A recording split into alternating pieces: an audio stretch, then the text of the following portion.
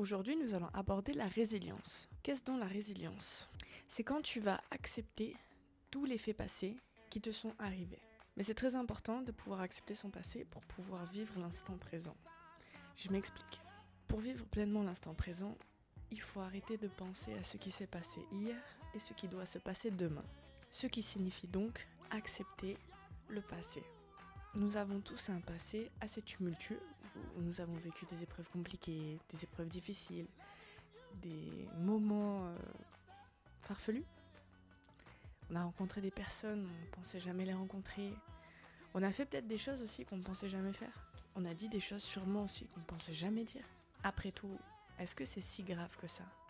C'est grave à condition que ces faits-là soient toujours dans ton présent et que malheureusement, tu vives constamment à travers cela. Si tu arrives à faire la paix avec toi, automatiquement tu feras la paix avec ton passé, avec le passé, avec ce qu'il s'est passé. On a tous des souvenirs, peut-être qu'on n'a pas forcément envie de se rappeler, qui semblent douloureux.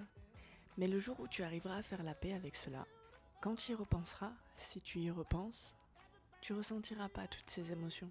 Tu n'auras pas d'empathie forcément pour toi, ou de colère, ou de tristesse. C'est comme si tu regardais un film où tu as été acteur, mais aujourd'hui tu es spectateur. Faire la distinction entre être acteur et spectateur, c'est très important. Le jour où tu arrives à le faire, tu auras fait un énorme progrès. Ce progrès-là, on peut tous le faire et à tout moment. Mais ça demande un cheminement tellement... On parle beaucoup d'intelligence émotionnelle.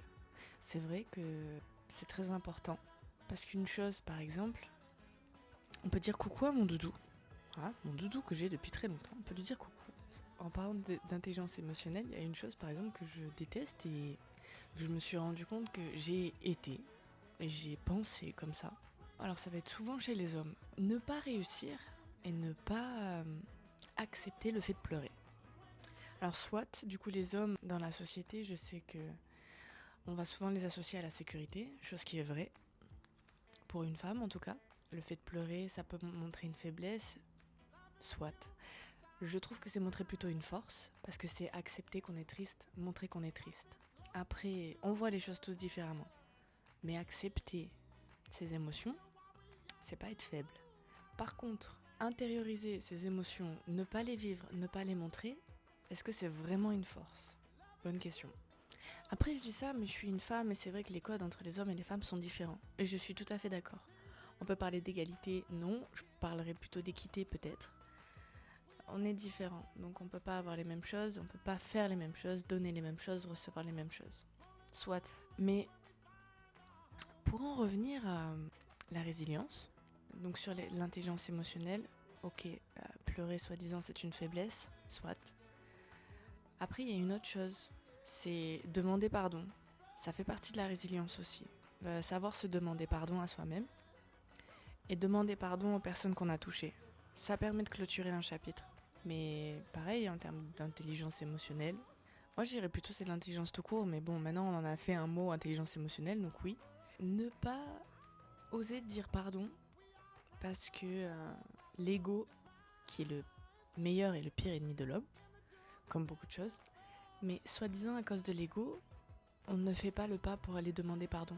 Je trouve ça non de la force, mais plutôt de la faiblesse, ne pas réussir à dire pardon, parce qu'on estime que son ego, sa propre personne, n'a pas à dire pardon.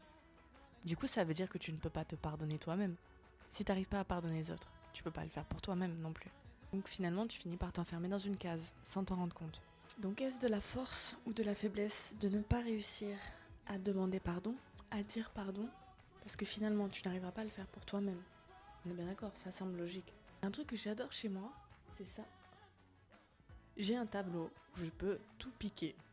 Mais soit, pour en revenir à la résilience, se résigner.